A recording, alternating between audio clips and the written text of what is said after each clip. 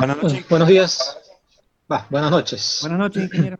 Buenas ¿Qué noches. tal? Buenas noches. Buenas noches, ingeniero. Ingeniero, Bueno, sí, disculpe, tenía una duda del trabajo práctico 14 de despacho económico, ajá. del punto 4 lo resolví, pero no estoy seguro si es lo que me está pidiendo o no. O no A sé si ver, estoy entendiendo mal un concepto. qué es lo Eh, que... el problema dice, dado los costos de generación y las pérdidas de transmisión de un sistema abastecido por dos generadores, determine la potencia generada por cada unidad, listo. Las pérdidas de transmisiones totales, listo. El costo total de operación para un lambda igual a 16, también. El costo de operación total cuando lambda vale 20, también lo hice, que me da un mayor costo de generación, un Sí, poco mayor. Con el lambda 16 me daba 8.000 y algo, y con lambda 20, 10.000. Y sí. el apartado E dice, ¿con qué valor de lambda seguiría probando para encontrar el despacho económico? ¿Por qué?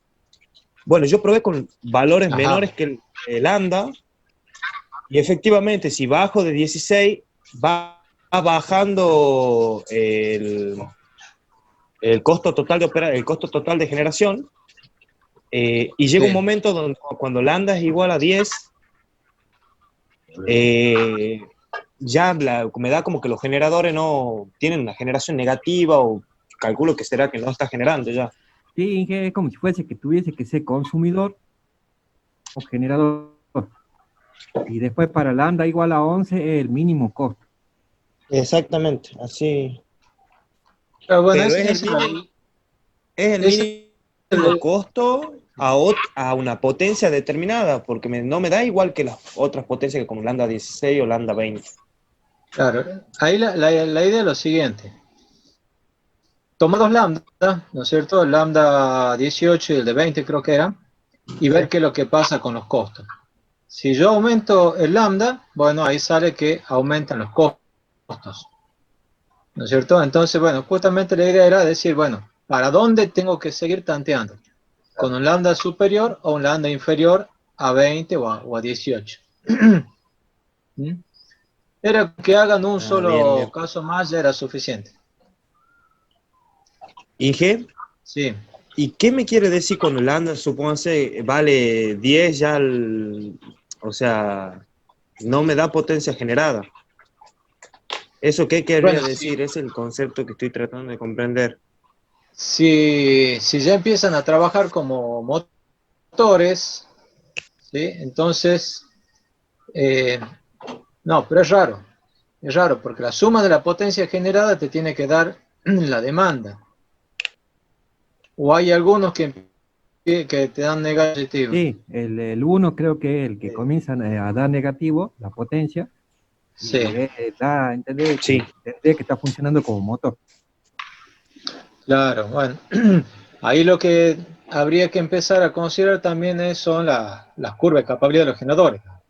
El problema no lo dice, pero todos los generadores tienen un máximo y un mínimo.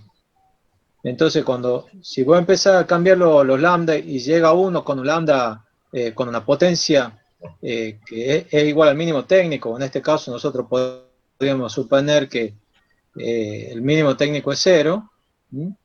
Entonces ya no sigue interviniendo ese generador. Nada, bien, ¿Ya? Inge. Igual que en el otro caso sería que, como hemos visto, el mismo concepto. Yo puedo ir variando la potencia generada siempre y cuando trabaje dentro de la curva de capabilidad. Inge, Sí, y la otra duda que tengo es que me pedí el ANDA para que se cumpla un despacho económico. La condición de despacho económico sería generar la misma potencia demandada al mínimo costo, ¿verdad? exactamente. Exactamente. O sea, la Bueno, suma de los costos por, totales de todos los grupos tiene que ser mínimo. Y claro, la y es suma de por las eso que potencias es igual a la potencia demandada. claro, y ahí surgía la duda, porque si es verdad que al mermar el lambda, mermaba el costo total de generación, pero también me variaba la potencia de generada. Por eso yo pensaba que tenía que ser un lambda parecido al que me reduzca los costos, pero que me mantenga constante la potencia generada. No, la suma de la potencia generada te tiene que dar igual. No da igual. Con lambda 16 da 700 megavatios y con lambda 20 me da 850 megavatios. Y si mermamos lambda, ya la potencia generada ya disminuye a 400, 300. Por eso la duda. Ya lo voy a revisar yo, si quiere, Máximo, ya lo voy a hacer, a ver qué es lo que sale. A ver si es que hay algún error, algo ahí de datos, ya lo vemos. Sí, más que Ya lo nada, vemos. Claro, lo que pasa es lo siguiente ahí.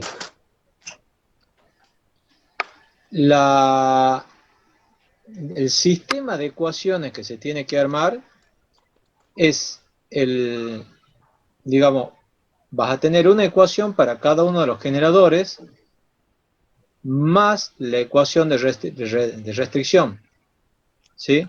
Que PG1 más PG2 más PG3 tiene que ser igual a la potencia demandada. Sí. Lo que perfecto. pasa es que ahí no estás considerando esa restricción. Ah, ¿Sí? perfecto. Sí, sí, sí. No estás considerando esa restricción, entonces, bueno, sí, digamos, no tenés restricción a la potencia demandada. Por eso aparece esa suerte de estado, como de divergencia de las potencias. Claro, claro. Listo. Bien, Ige, bien. Gracias. Ahí habría que armar con la metodología que habíamos visto, ¿no es cierto? Todo el sistema de ecuaciones, la matriz esa B, ¿se acuerdan? Donde aparecen los lambda, los B. Sí, Sí, sí, que sí. incluye A las ver, pérdidas. Sí. exactamente. A ver si ya la abro así. Los que no lo han visto, este,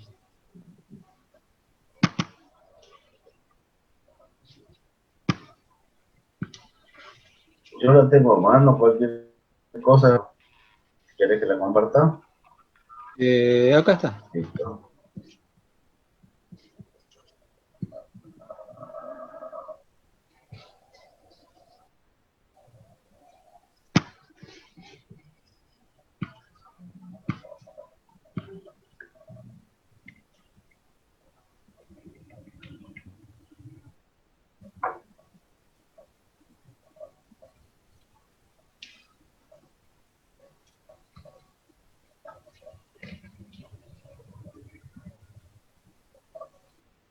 ¿Mm? Esto es lo que habría que hacer. Sí, así da, Inge, así da, y la ecuación bueno, yo lo he graficado al paraboloide ese elíptico, que es el de las potencias de los generadores, y la intersectada con la superficie de restricción, que en ese caso da una superficie, da algo similar a un cilindro parabólico. Claro. Lo que pasa es que ahí está faltando la ecuación de restricción. Ahí no hay restricción de demanda.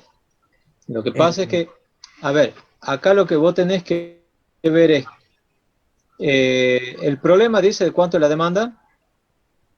No, no, Me tendría no, que fijar en el nosotros tenemos enunciado. que, no, no, Bueno, nosotros tenemos que calcular la potencia demandada y en el primer caso sería unos 700 megavatios, la potencia total. bueno, lo que pasa es que, bueno, eh, el problema es cuál es el despacho económico para una determinada potencia demandada. ¿Sí? Ustedes han armado esto y han resuelto esto que está acá, o el sistema de arriba, cualquiera de estos tres que estamos viendo. Pero hay que ver esto, ¿sí? Falta chequear esto. O sea, si yo quiero encontrar realmente cuál es el despacho económico, les tengo que decir, la potencia demandada es tanto. ¿Estamos? Yo tengo que decir, Perfecto. la potencia demandada es 100. ¿Mm? Entonces, ustedes tienen que sumar PG1 más PG2 más PG3 tiene que ser igual a 100 más las pérdidas que la tengo que calcular con esta ecuación. Y ahí tanteamos con el error. Exactamente. ¿Sí? Ah, bien. ¿Entiende? Sí, perfecto, Inge, gracias. Estaba faltando la ecuación de restricción. ¿Alguna otra pregunta? ¿No? Vamos a compartir esto.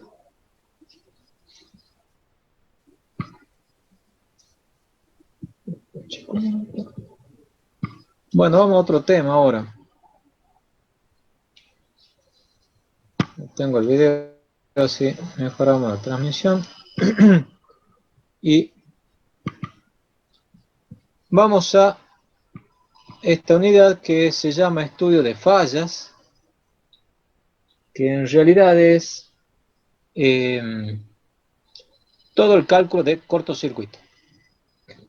Aquí vamos a ver cómo se realizan los cortocircuitos para un sistema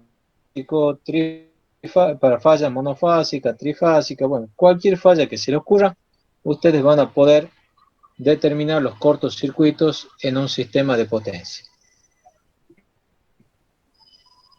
Empecemos con un poco de introducción. Un sistema de transporte, nosotros habíamos visto varias clases atrás que el 99,9% del tiempo trabaja en condiciones normales. ¿Sí? Con tensiones, corrientes, frecuencia, todo dentro de valores normales. La cuestión es qué es lo que pasa fuera de ese 99%. Bueno, están las fallas, las anormalidades. Cuando un sistema está trabajando en condición normal, se dice que trabaja en condición N. Condición N significa todos los elementos en servicio. Todas las líneas están en servicio, los generadores que están en despacho en servicio, los transformadores, todo en servicio.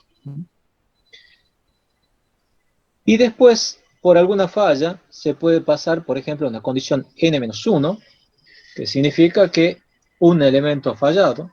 Se puede pasar a una condición N-2, que dos elementos han fallado. Eso puede ser frecuente en el caso de dobles ternas. Pueden salir juntas un par de líneas, ¿no es cierto? Y así, bueno, N-3, N-4, ya un poco más difícil, pero también podría llegar a darse cuando hay fallas en cascada. ¿Y qué tipo de fallas puede haber? Bueno, un montón de fallas hay las fallas que a ustedes se les ocurran. Aquí yo les puse algunos casos. Este de arriba a la izquierda es lo que se llama manguito de hielo. Que el manguito de hielo, eso cuando hay una línea que va por zonas muy elevadas, zonas montañosas muy elevadas, cuando nieva se le forma como una cobertura, se deposita nieve en las fases. Ahí ustedes ven cómo está la nieve depositada en las distintas fases, y eso en sí se puede decir que no le da nada. El problema es cuando se desprende ese manguito de hielo y la línea pega como si fuese un chicotazo, y en ese caso una fase que está más arriba puede tocar una fase inferior y se produce un cortocircuito. ¿Sí? Esas son las fallas por manguito de hielo. Hoy justo tenía una reunión de Atera y comentaban en Transpa que han tenido una falla muy grave por algo parecido al manguito de hielo. Es que había venido una ola de frío desde el océano con viento húmedo y muy sobreenfriado, y a medida que iba avanzando, bueno, iba nevando, lloviendo, pero en particular cuando se han encontrado con las líneas, el viento se ha depositado hielo directamente. No era nieve como dice, se depositó hielo. Bueno, en ese caso el hielo no, las torres no aguantaron el peso y cayeron varias torres. Tienen un desastre ahí. Ese ha sido hielo directamente. El manguito de hielo también, o las nevadas fuertes, mejor dicho, también a veces provocan que se deposite mucho hielo en las ménsulas, sumado al hielo en las cadenas de aisladores, al, al, a lo que se deposita en los propios conductores, y a veces también, bueno, se produce alguna quiebre de alguna ménsula, ¿m? Puede incluso caer una línea. Ese es un tipo de falla.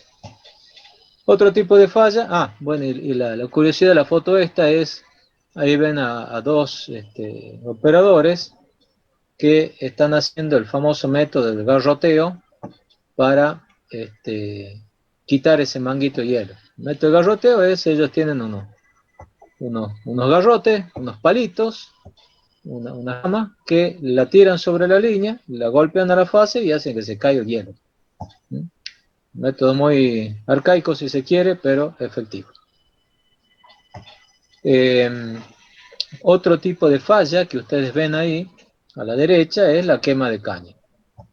Es una falla muy común, sobre todo en la zona de Tucumán y en la zona de Jujuy, donde los agricultores queman la caña en pie, el calor del fuego eleva el hollín, las partículas se las maloja, y al ser un aire con menor densidad y además tener partículas en suspensión, hace que se produzca una sobrecarga, se produzca una descarga. Estas son fallas generalmente de larga duración porque, bueno, hasta que se va el fuego, a veces el viento lo lleva para un lado, lo lleva para el otro, y bueno, hasta que se termine de quemar el cañaveral no se puede hacer nada. Esa es la quema de caña. Y bueno, ahí tenemos dos doble ternas, la que va de Bracho a Independencia y la que hace Bracho, Tucumán Norte, Civil Pozo. Esas líneas van por cañaverales. Entonces, es muy común que fallen las dos líneas. Fallen las dos líneas por el fuego que se propaga bajo las dos fases, ¿no? Otro tipo de falla podría ser este otro que está abajo a la izquierda, y es por ahí vegetación que crece bajo la línea y puede llegar a estar en alguna distancia tal que se produce una sobrecarga. Otro caso es esto que está aquí al costado, a la derecha abajo, árboles que están cerca de la línea y a veces, bueno, jalan sin las debidas precauciones y caen sobre la línea. Bueno, también tenemos fallas. Hay fallas las más estrambóticas que a ustedes se les ocurra. Este es de una torre, de un ingenio que ha caído sobre una línea de alta tensión. También se producen fallas por crecidas de río. Esto ha sido en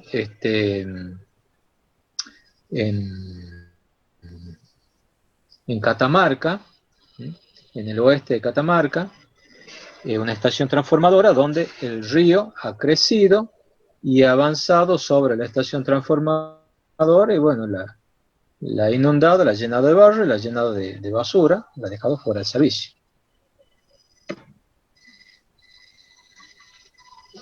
Y así como eso, hay montones de tipos de falla, desde vehículos que chocan contra torres, van por una curva, no la ven a la curva y se estrellan con la torre. Gente imprudente que va con objetos bajo la línea. Hemos tenido el caso una vez en Jujuy de uno que iba con una caña tacuara en una bicicleta, pasó abajo de la línea y bueno, cortocircuito ha tenido una descarga, ¿no? Bueno, hay todos los tipos de fallas que a usted se le ocurra. Pero en sí, ¿a qué le vamos a llamar falla? Falla le vamos a denominar a todo evento que interfiera el flujo normal de la corriente. Esa va a ser nuestra definición de falla. Todo evento que interfiera el flujo normal de la corriente. Cuando nosotros hacemos estudios de cortocircuito, hay distintas variables que tenemos que estudiar. Por ejemplo, cuando estudiamos flujo de carga, ¿qué variables analizamos? Tensiones, corriente, potencia, frecuencia. No, frecuencia no. Todas las demás que he dicho sí. Frecuencia hemos dicho que trabajamos en estado estacionario. Bien. Trabajamos con los 50 Hz. Todas las otras variables las estudiamos. Cuando hacemos un análisis de despacho económico, ¿qué variable analizamos? Potencia, pérdida. Costo marginal. Potencias, pérdidas, precios, ¿sí? Cuando hacemos un análisis de regulación de frecuencia,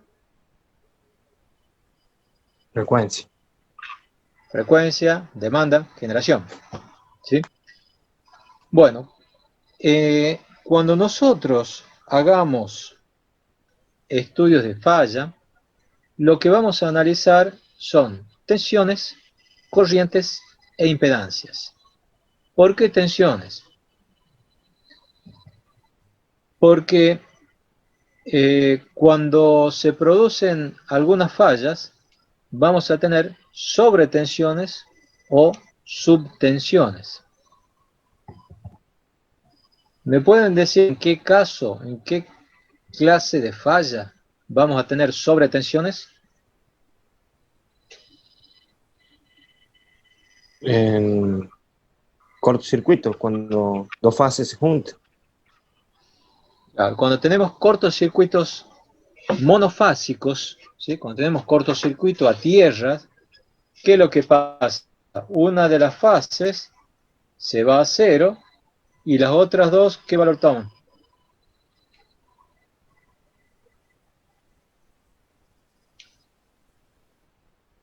¿Ah? ¿Qué valor toman? Y valores muy grandes. ¿Hasta cuándo? Si yo tengo aquí mi triángulo de tensiones, ¿sí? La fase A, la fase B y la fase C. Tensiones de fase y tensiones de línea. Si, por ejemplo, en esta fase se produce la falla, ¿qué pasa con el centro de estrella? Se va para acá. ¿Y qué pasa con las otras fases? ¿Qué valor toman? Tensión de línea. Tensión de línea. Tensión de línea. Bueno, eso lo sabían, ¿no es cierto? Bueno. Eso es lo que podemos analizar nosotros cuando hacemos cálculos de cortocircuitos monofásicos.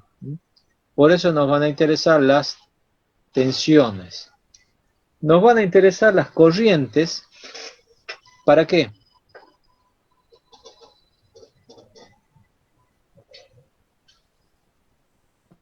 ¿Para qué nos interesan las corrientes de cortocircuito? Para preservar la instalación, propiamente Por dicho, protección. no exceda. Y por supuesto, Para el seteado de protecciones o ajuste de protecciones, ¿no es cierto? ¿Qué tipo de protecciones?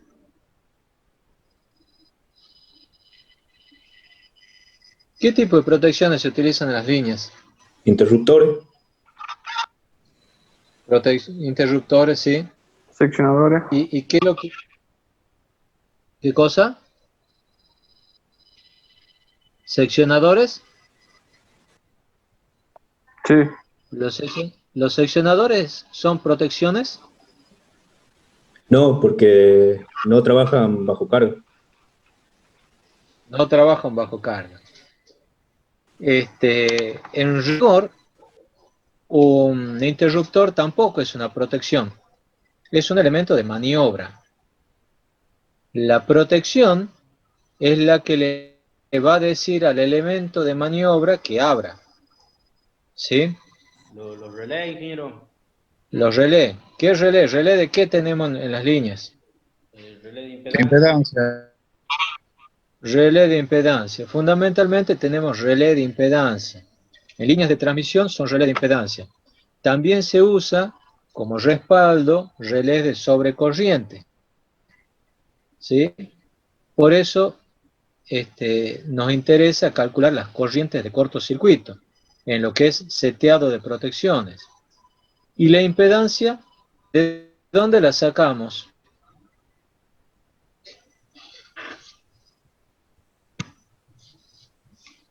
Si yo me paro aquí en una estación transformadora, tengo una línea, se produce una falla en la línea,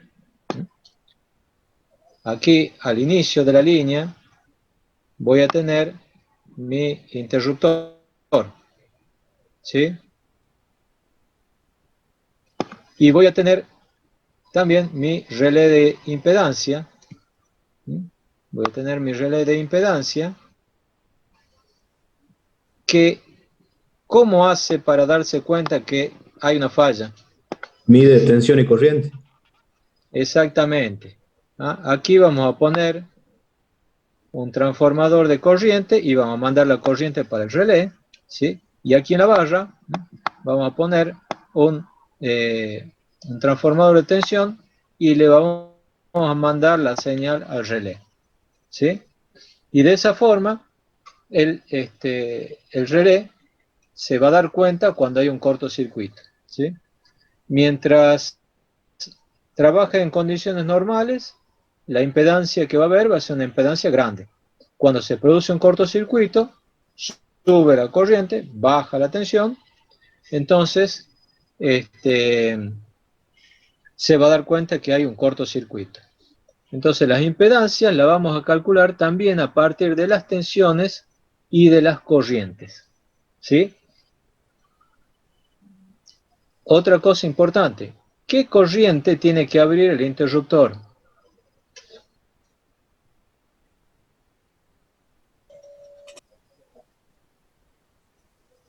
La corriente de cortocircuito. La corriente de cortocircuito. Son corrientes altas, ¿sí? Para eso, el interruptor tiene que estar diseñado para poder abrir una corriente de cortocircuito. ¿Cómo se llama ese parámetro del interruptor? Poder de... ¿Sí? Poder de corte o capacidad de ruptura, ¿sí? Perfecto. Eso también, para eso también sirve el cálculo de corriente de cortocircuito para determinar la capacidad de ruptura de los interruptores. Además, recuerden ustedes que cuando se produce un cortocircuito, los red van a sufrir grandes esfuerzos electrodinámicos porque las elevadas corrientes que circulan entre ellos generan campos magnéticos que van a provocar una atracción y repulsión entre las fases, y esos esfuerzos mecánicos lo tienen que soportar las instalaciones, las barras, los aisladores soportes, ¿sí? Entonces, para eso también nos sirven los cálculos de cortocircuito, ¿sí? Para el dimensionado térmico y mecánico de las instalaciones, ¿sí? También va a servir para el dimensionado de la malla de tierra. ¿Cuándo actúa la malla de tierra?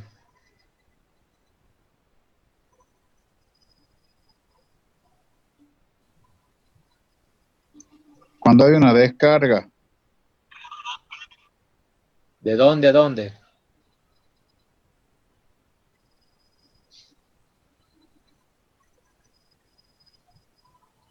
¿Qué es una malla de tierra? la puesta a tierra, digamos, la de jabalina. Sí, bueno, Por el hilo de la guardia, estación sí. transformadora. No, las estaciones transformadoras, ahí están las mallas de tierra, es un entramado que va enterrado con un cuadriculado, ¿sí? Que hace las veces de puesta a tierra, ¿sí? Es la puesta a tierra. Con jabalina solo nunca va a solucionar una buena puesta a tierra en la estación transformadora, ¿sí? En las torres puede ser, en la estación transformadora no. ¿Cuándo va a circular corriente por esa puesta a tierra? Por esa malla de tierra.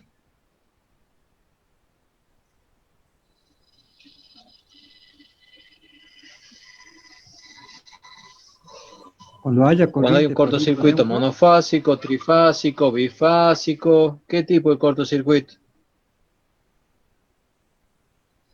y un trifásico. Monofásico a tierra. No, justamente puede ser cualquier cortocircuito menos el trifásico o el bifásico aislado. La malla de tierra funciona cuando hay una corriente de tierra. ¿Y cuándo hay una corriente de tierra? Cuando hay una falla a tierra. Y la falla a tierra puede ser monofásica o bifásica, ¿sí? Si yo tengo un cortocircuito trifásico a tierra, ¿circula corriente por tierra?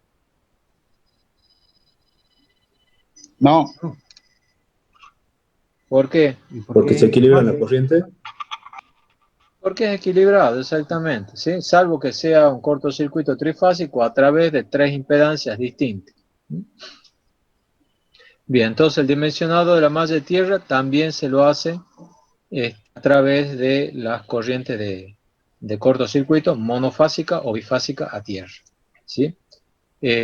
También hay que tener en cuenta que los cortocircuitos que se calculan, generalmente se calculan dos valores, un cortocircuito máximo y un cortocircuito mínimo. Un cortocircuito máximo es aquel donde está en servicio todo el equipamiento, toda la generación, y me va a dar las máximas corrientes que puedo llegar a ver en un sistema de transporte, ¿sí? Pero no solamente nos interesan las máximas corrientes, sino también las corrientes más chicas, ¿sí? Las mínimas corrientes de cortocircuito. ¿Para qué nos pueden interesar las corrientes mínimas de cortocircuito? Para diferenciarla de maniobra en, en el sistema. ¿Cómo es eso? Para, por ejemplo, cuando quieren entrar en servicio algún elemento, tiene que saber que no va a actuar la protección. La corriente mínima del cortocircuito es la que nos va a estar dando la sensibilidad que va a tener la protección ante distintas fallas, ¿sí? O sea, las corrientes, las protecciones tienen que actuar desde que ven las mínimas corrientes de cortocircuito. ¿Mm? No tienen que Para la esperar a una selectividad. corriente muy grande. ¿Cómo? Es para la selectividad de la protección. También sirve para la selectividad de las protecciones. Perfecto. Bueno, hay muchos tipos de normas. Está la norma IEC, la norma BDE, la ANSI, bueno, hay montones de tipos de normas. Esto es cada maestrito con su librito, cada país o región adopta su norma, pero bueno, eso ya queda un poco a gusto del consumidor. Y después está el método de superposición o método completo, que en general se diferencia de las otras porque las normas lo que hacen es calcular un cortocircuito sin considerar las condiciones iniciales, ¿sí? En cambio, el método completo, a la corriente de cortocircuito que se produce, le suma el efecto de las condiciones iniciales. ¿Sí?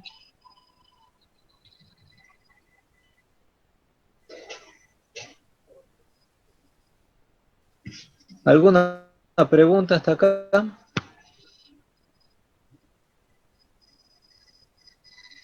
¿No? Bueno. ¿Cómo los caracterizamos los cortocircuitos? Puede ser por la duración, podemos hablar de una falla transitoria o una falla permanente. Una falla transitoria puede ser, por ejemplo, una rama que cae en una línea, o se produce el cortocircuito, se quema la rama y se acabó la falla. ¿Sí? Una falla de corta duración. Otra falla de corta duración puede ser, por ejemplo, lo que nos ha sucedido. ¿Han visto, por ejemplo, las torres donde a veces los pájaros hacen nido? Bueno, a veces ese nido también produce un cortocircuito cuando avanza sobre la cadena de aisladores, ¿no? Y una vez que se ha producido la descarga, bueno, se ha quemado el camino de donde se ha producido la combustión y ya desapareció también la falla. También hemos tenido el caso de una víbora que ha subido a comer los huevos de uno de esos nidos y bueno, se ha producido la falla, quedó chamuscada la víbora y bueno, se acabó el cortocircuito. Fallas permanentes son aquellas que duran un buen tiempo, ¿no? Una falla permanente puede ser un árbol que cae sobre una línea y corta una fase. Una falla permanente puede ser un viento que voltea una torre. Esas son fallas permanentes, ¿no? O fallas de larga duración. Una quema de caña puede ser una falla también de larga duración. No permanente, pero sí de larga duración. Puede durar 1 hora y media, 2 horas, dependiendo del cultivo que se esté tratando, si es grande las parcelas o si el viento cómo circula, ¿sí? Según los tipos de cortocircuito, vamos a tener el monofásico, que está acá, una falla a tierra a través de alguna impedancia. El bifásico, sería un bifásico a tierra, 2 fases conectadas a través de una impedancia a tierra. El bifásico aislado, entonces sin que toque tierra. Y el trifásico,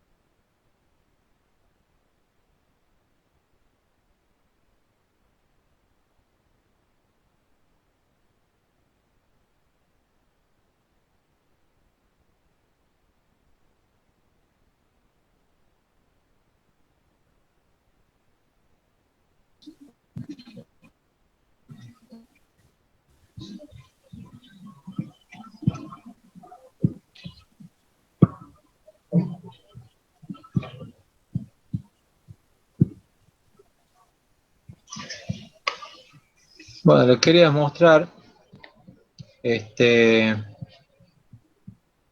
video donde van a ver un cortocircuito en barra y cambios de esfuerzos electrodinámicos, ¿no?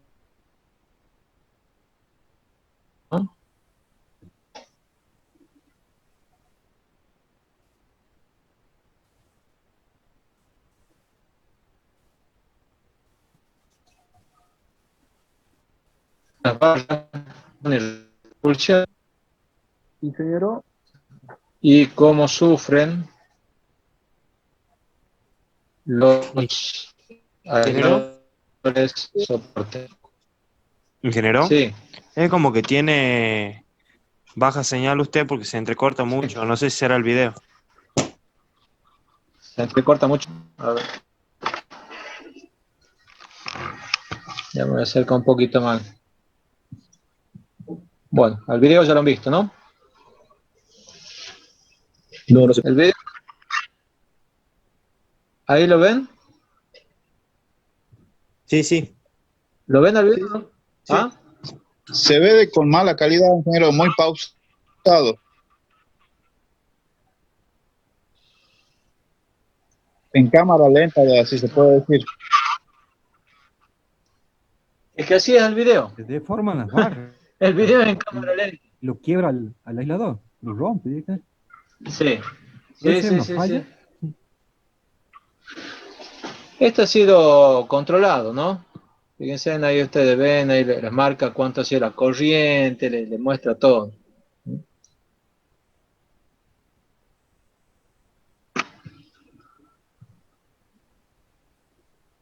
Está en cámara lenta y el video no tiene muy buena resolución.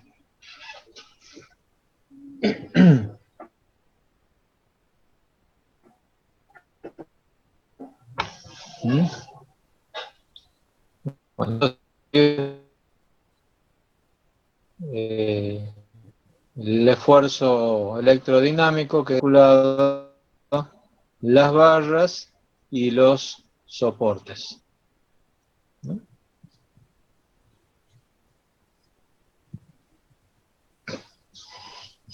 Y después tengo otro video.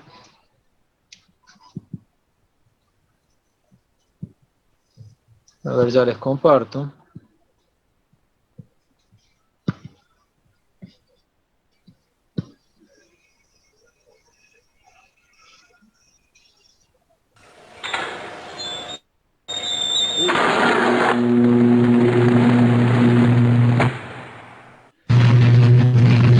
Son varias fallas. Primero el seccionador que abierto con carga. La estación transformadora.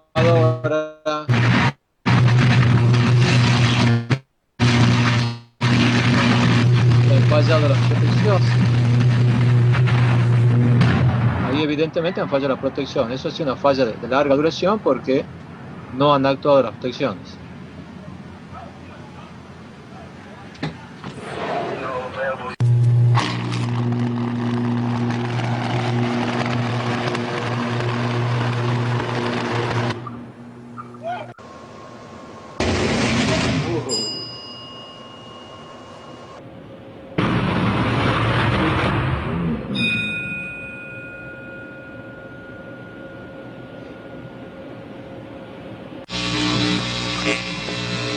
Got really bad.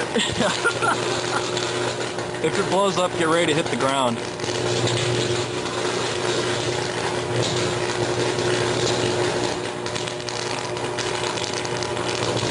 How much were you stupid just standing out here snapping photos?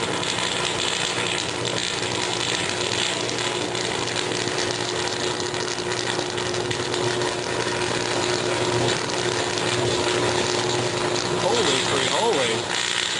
Damn.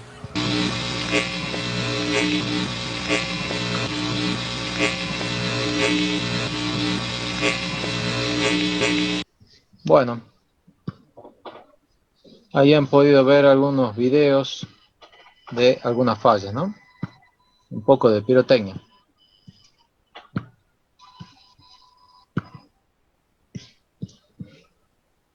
Bueno, sigamos con las diapositivas.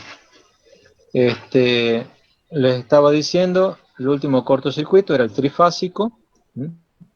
Que generalmente el trifásico es equilibrado si estas tres impedancias son iguales, si no podría llegar a ser desequilibrado. Si es equilibrado, una conexión a tierra, no va a haber drenaje de corriente a tierra, pero lo que sí puede suceder es que estas tres impedancias de falla y son distintas y están conectadas a tierra, ahí sí podría llegar a tener una corriente por tierra.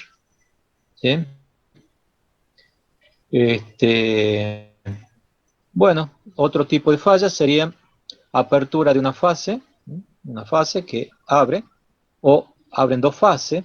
Esto puede darse, por ejemplo, cuando se quiere abrir un interruptor, ¿no es cierto? Y fallan una o dos fases.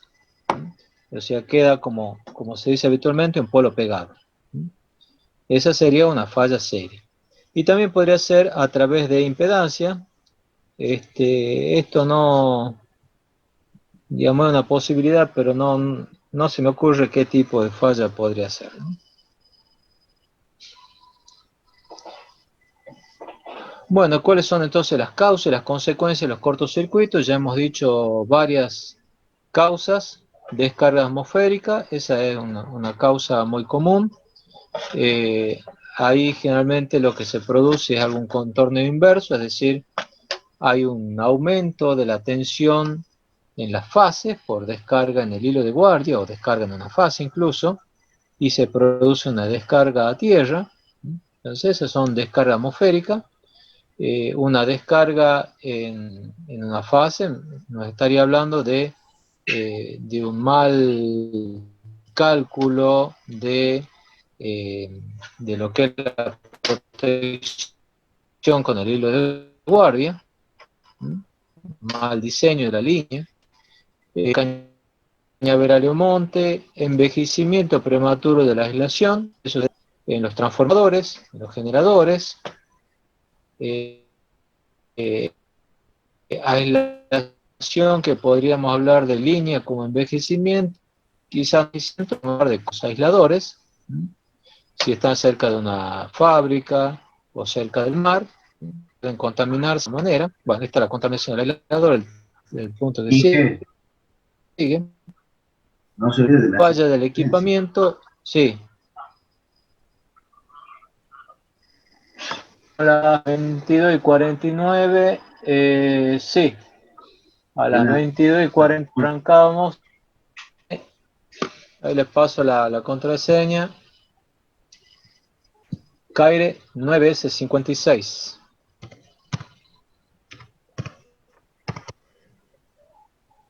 Caire 9S56. Gracias por avisar.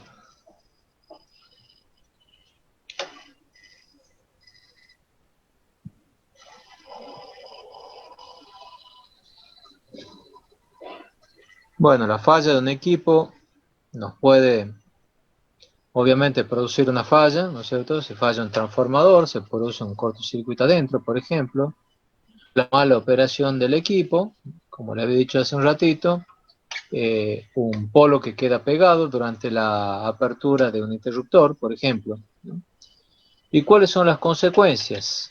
Degradación de los aislantes por sobretensión, o si ha circulado una corriente elevada durante un tiempo mayor para el cual ha sido diseñado, vamos a tener una degradación de los aislantes, ¿no?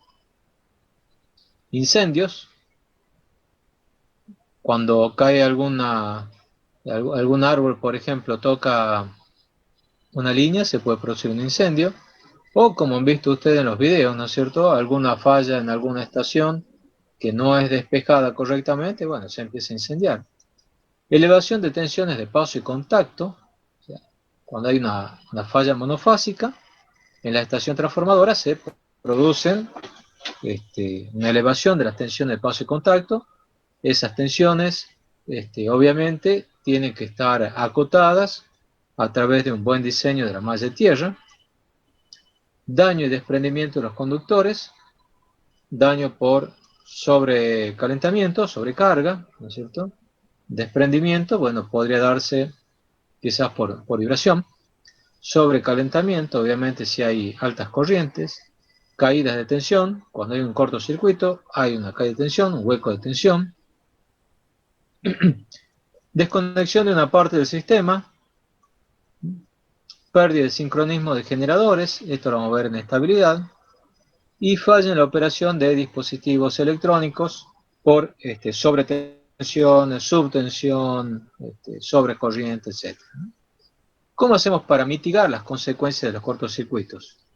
Bueno, es exactamente igual como ustedes han visto en instalaciones eléctricas domiciliarias e industriales. ¿Cuál es la, digamos, la clave ahí? Poner los elementos de protección y de corte adecuado, de manera de controlar la corriente de cortocircuito. O sea, vamos a cortar lo antes posible, midiendo la variable más adecuada. En instalaciones domiciliarias, en distribución, será corriente. En líneas de transmisión va a ser impedancia, ¿no? Y la otra es tener una buena selectividad de las protecciones, de manera que se aísle la falla en el lugar más cercano a la falla, ¿no es cierto? O sea, evitar la propagación de la falla, aislando la menor porción del sistema fallado. ¿Alguna pregunta de todo esto?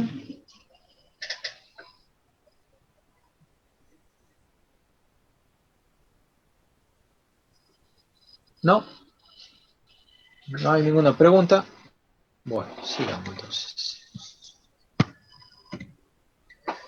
Hablemos un poquito de los resierres monofásicos, resierres trifásicos.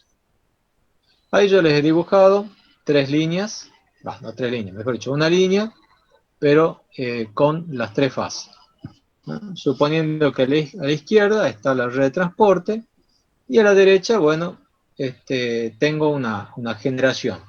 En ese caso puse una generación, podría ser una demanda, podría ser un transformador, lo que ustedes quieran. Bueno, en condiciones normales, ahí ven los tres interruptores cerrados. Una posibilidad es que tengamos una falla monofásica. Si se produce una falla monofásica, puedo despejar esa falla abriendo los interruptores de la fase fallada nada más. Espero un tiempo, cierro esos interruptores. Si ha desaparecido la falla, bueno, perfecto, sigue todo bien. Y si persiste la falla, ya abre trifásicamente como esta gráfica de abajo. ¿Sí? ¿Qué es lo que sucede con esto? Ya vamos a ver nosotros que si yo aquí en este extremo, por ejemplo, tengo un transformador, ese neutro, por ese neutro del transformador va a circular una corriente que puede cerrarse por donde está la falla y puede seguir alimentando la falla. Por otra parte, recuerden ustedes que entre fase y fase tenemos capacidades mutuas y tenemos inductancias mutuas. Entonces, si yo tengo dos fases tensionadas y solamente abro una, sigue persistiendo ese acoplamiento capacitivo e inductivo y puede hacer que la falla esa persista. Y de esa manera malograr un resierre. ¿Se entiende? Entonces, cuando se tiene falla monofásica, como en este caso, lo menos dañino para el sistema es abrir y cerrar esa fase fallada. Lo más efectivo sería abrir y cerrar las tres fases. Pero ¿qué pasa si yo tengo aquí un generador y abro y cierro las tres fases? ¿Sale de sincronismo? Efectivamente, puede salir del sincronismo del generador, ¿sí? Entonces, cuando hay un generador en un extremo, no puedo hacer recierre trifásico, ¿sí? Lo único que puedo hacer es recierre monofásico. Puedo hacer apertura trifásica. Abro los tres una sola vez, salió el generador, pongo el servicio de vuelta a la línea y tendré que arrancar con toda la historia del generador otra vez. ¿Estamos? Si no tengo generación, ¿sí? Si no tengo generación, entonces sí puedo hacer un recierre trifásico y ahí va a ser más seguro que ese recierre sea exitoso. Entonces, puede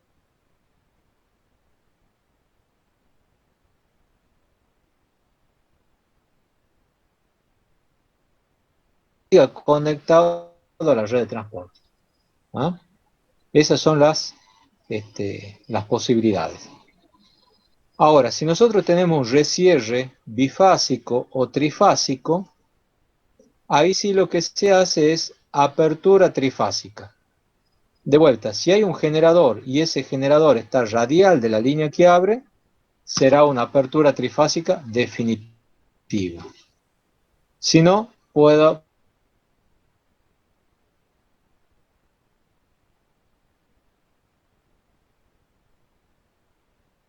Buenísimo. Y esto un poco para que tengan también en cuenta, ¿no? Veamos aquí qué es lo que está pasando. Aquí tengo graficada la línea de tiempo, ¿sí? En este momento, en el tiempo igual a 0, ocurre la falla. ¿Sí? Cuando ocurre la falla, el relé tiene que medir, ¿sí?, digamos, la impedancia durante un cierto tiempo para detectar la falla. Cuando detecta la falla, manda la orden de apertura y el interruptor abre. Pero para que abra tiene que pasar un tiempo. Es un accionamiento mecánico, entonces pasa un tiempo. Una vez que ha abierto el interruptor, el arco generalmente se mantiene un tiempo más. Se mantiene un tiempo más y generalmente es hasta que la corriente pasa por 0. Ahí es cuando recién se extingue la falla. Después puede haber algún arco remanente, ¿no es cierto? Una vez que se extinguió la falla, hay un tiempo muerto donde la línea está desenergizada, ¿sí? También tenemos ahí en el medio, no en el medio, sino en tiempo posterior, la instrucción del relé que le dice al interruptor que cierre. Desde que sale la instrucción hasta que efectivamente se cierra el mecanismo, también pasa un tiempo. Y aquí, bueno, se produce el recierre. Entonces, eso hay que tener siempre presente. Desde que se produce la falla hasta que abre el interruptor, estamos acá. ¿Sí?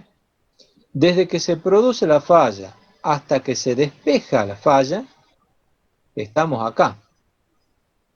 El tiempo muerto, ¿sí?, se lo mide desde que sale la orden de apertura del interruptor hasta que sale la orden de cierre del interruptor. Siempre recordando que hay un retraso hasta que efectivamente abre y un retraso hasta que efectivamente cierre. ¿Se entiende esto? ¿Preguntas? Esos tiempos relativamente, bueno, los tiempos de apertura de los dispositivos son relativamente cortos, ¿o no, Inge? Y bueno, hasta que se despeja la falla, o sea, el tiempo desde que se produce la falla hasta que abre el interruptor, puede dar 100, 120 milisegundos. ¿Sí? En Bien, bien. 500 kilovoltios pueden dar en 80 milisegundos. Y el tiempo de recierre generalmente anda por los 500 milisegundos. Se espera medio segundo. ¿Sí? Ingeniero, Sí. el tiempo de que dura el intervalo del arco, suele ser aleatorio.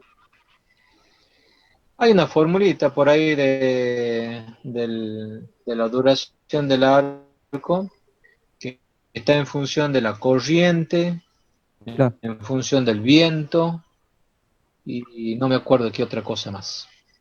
En ese periodo Sí, se es aleatorio. descarga toda la energía con la que estaba la línea. Claro, claro. ¿Sí?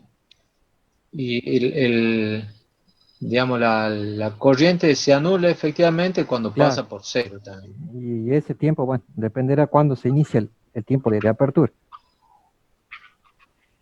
Sí, sí, sí, sí. Ingeniero, ¿Algo más? usted Sí. decía de la falla monofásica, decía que pues, el efecto capacitivo podía generar algo ahí, que no he entendido bien esa parte.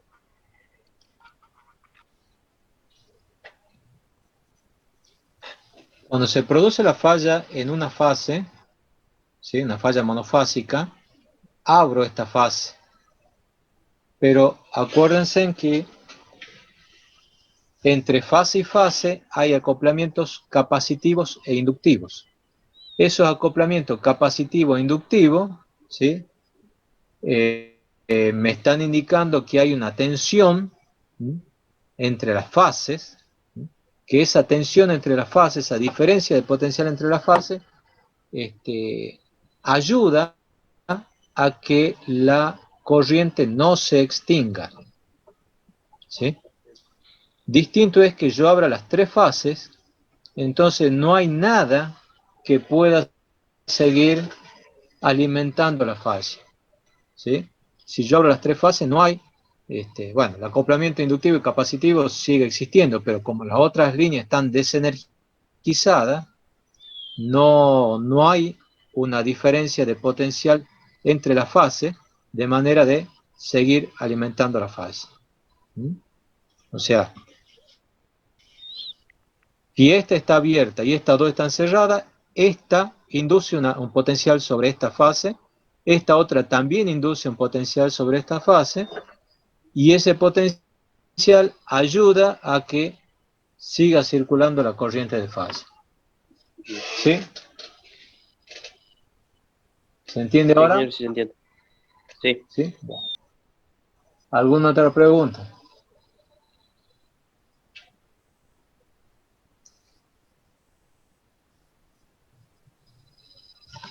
¿Alguna pregunta? Bueno, sí. Entonces. Sobre esto no hay nada entonces. Bueno, veamos aquí una falla.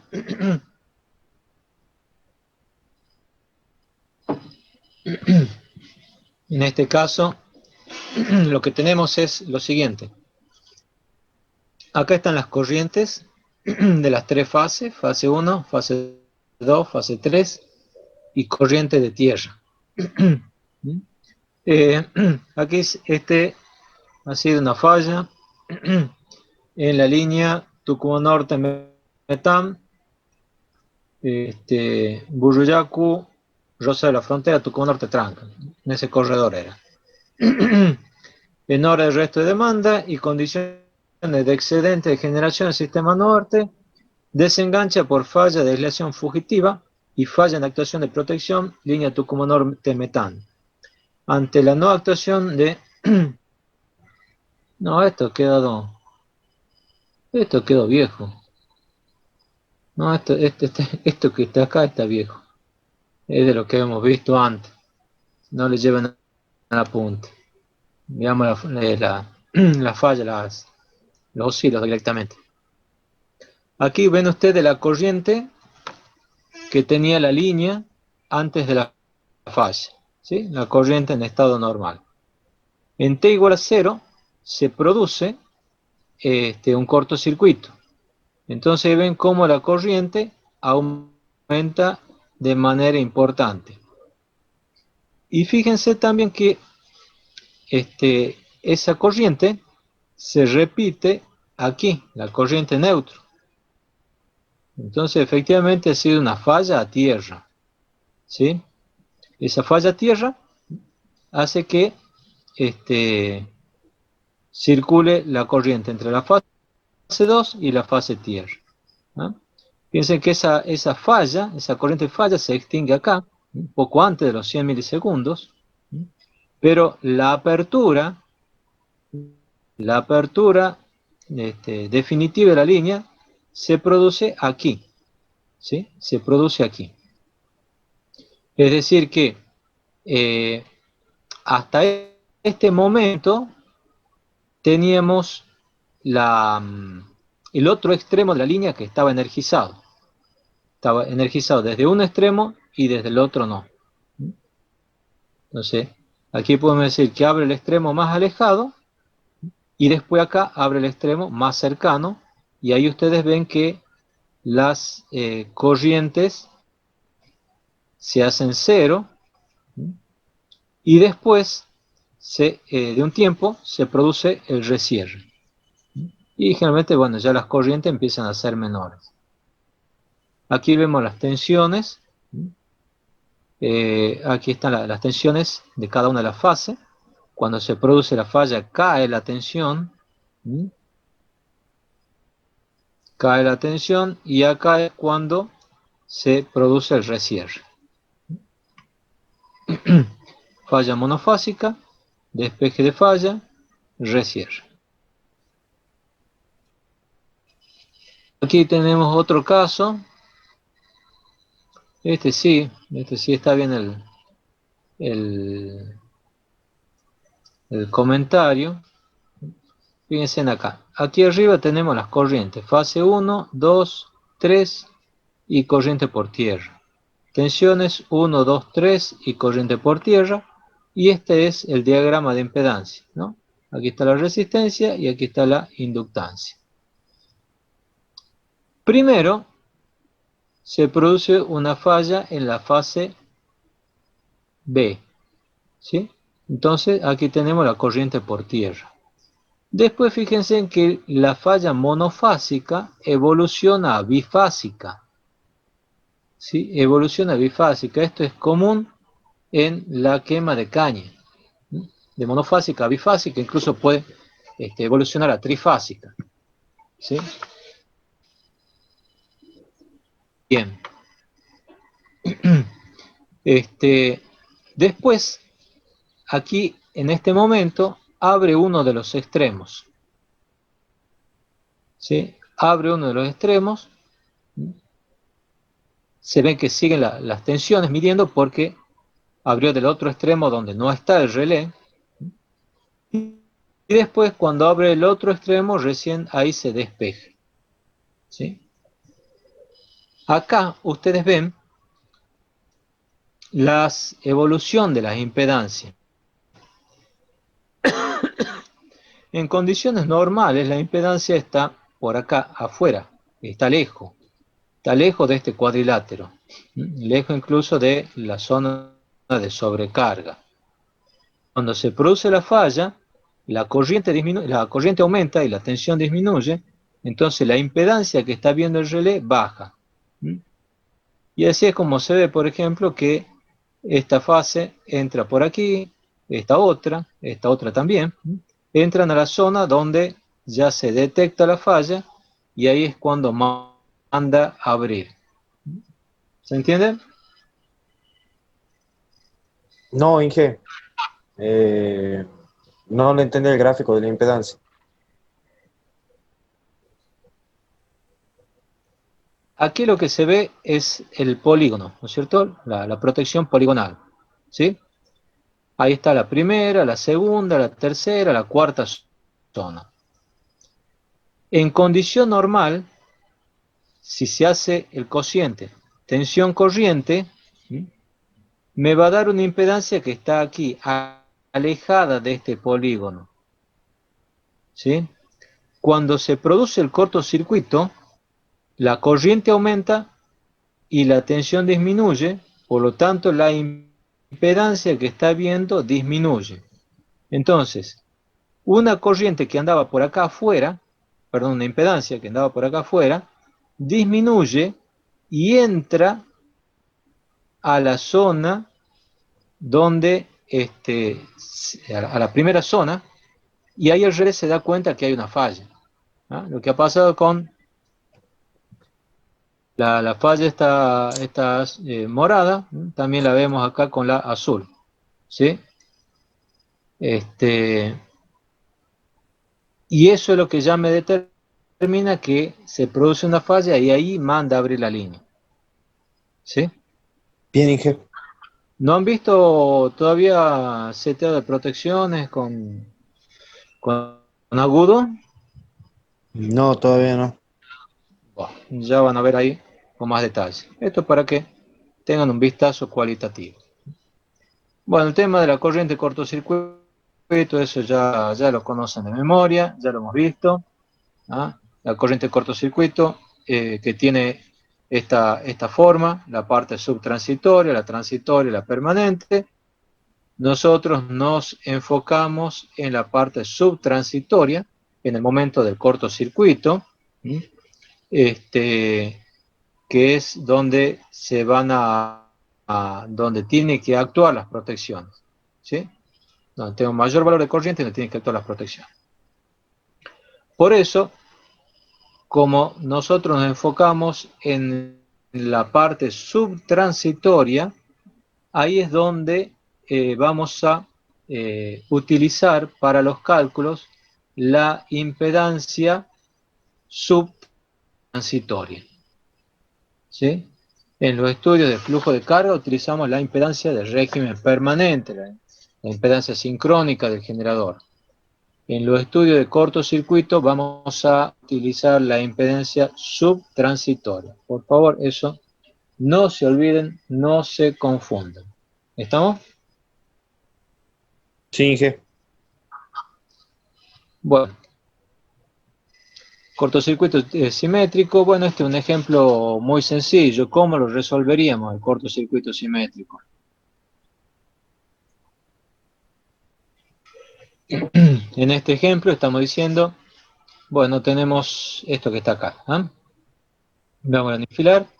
Desde Tucumán Norte sale una línea hasta el Cadillal, hay un transformador y dos generadores. La pregunta es si se produce un cortocircuito aquí en Tucumán Norte, ¿cuál es la corriente que va a aportar la central hidráulica del Cadillal? Bueno, ¿cómo se hace esto? Muy sencillo. Es aplicar directamente lo que hemos visto en sistema por unidad. ¿Sí? Aquí está toda la información, los datos del generador, potencia aparente, activa, tensión nominal, frecuencia. Yo en los problemas siempre les voy a dar más información que la que ustedes necesitan. Porque ustedes como futuros ingenieros tienen que saber cuál es la información útil y cuál es la información inútil. No es que yo le voy a decir, bueno, I igual a X más B. Entonces, A igual a 5, B igual a 8 y X igual a 3. ¿Cuánto vale I? No. Yo les voy a dar mucha información y ustedes son los que tienen que, con el criterio ingenieril, determinar qué información sirve y qué información no sirve. Recién yo les dije, ¿qué impedancia vamos a utilizar para los cortocircuitos? La subtransitoria. Y en este caso, ¿cuánto vale?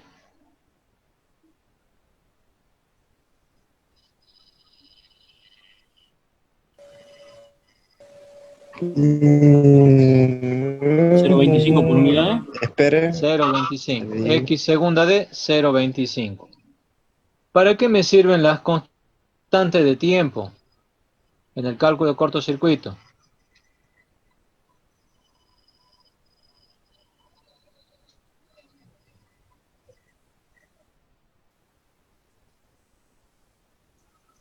La constante de tiempo es T' de 0, T segunda Q0, TA. ¿Para qué sirven esas constantes de tiempo en los cálculos de cortocircuito? Para nada. Para nada. Salvo que yo quiera avanzar para esta zona, ¿no es cierto? Y ver cuál es el valor de la corriente y recién lo utilizo acá. Nosotros en los cálculos de cortocircuito no lo vamos a utilizar, las constantes de tiempo. ¿Para qué me sirve la reactancia homopolar y la reactancia directa y la reactancia inversa?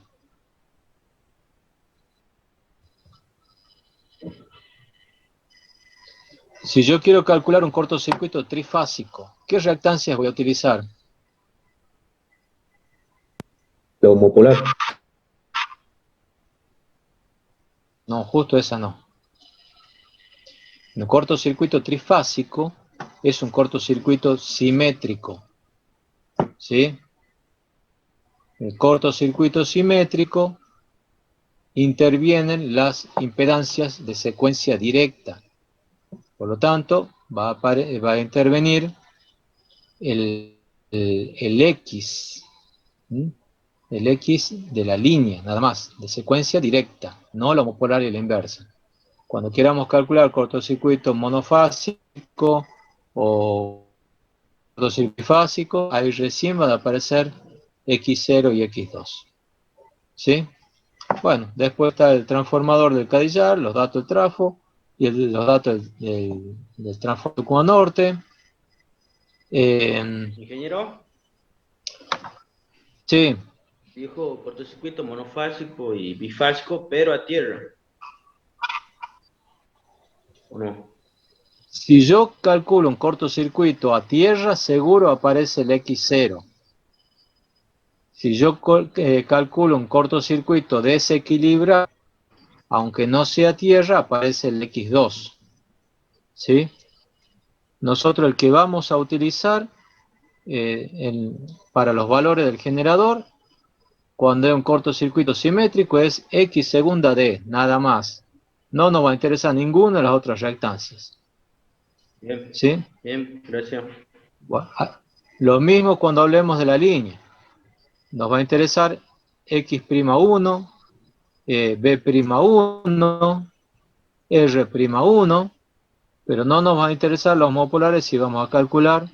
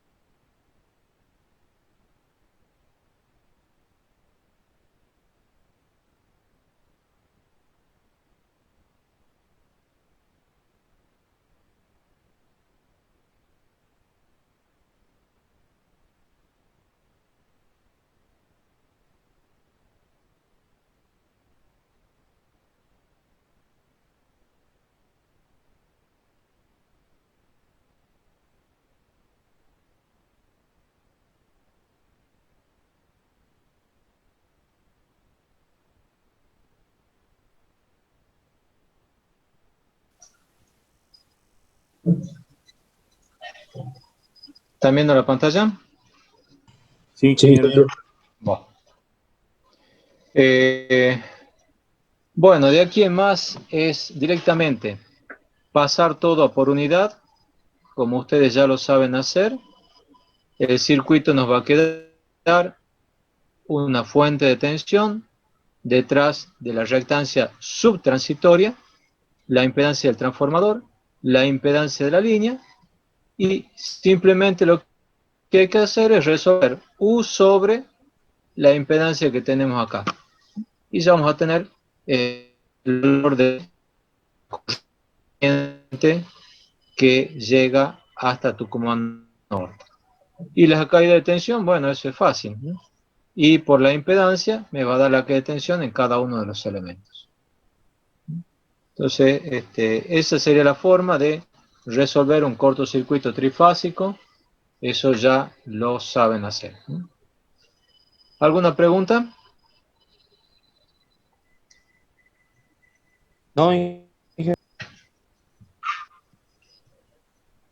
Bueno, el otro tema ya, esto lo quiero empezar desde cero, así que seguimos la clase que viene, si Ingeniero, no hay preguntas. ¿ya ¿Sí? la subió Sí. a las diapositivas? Las diapositivas de despacho económico, sí. Perfecto. Sí, de despacho económico y de control potencia frecuencia ya están subidas. El trabajo práctico lo subimos mañana, ¿eh? Dale. Número 15. Gracias, ingeniero. Bueno, muy bien. Nos vemos entonces. Buen fin de semana. Hasta luego. Chao. Hasta luego. Chao, chao.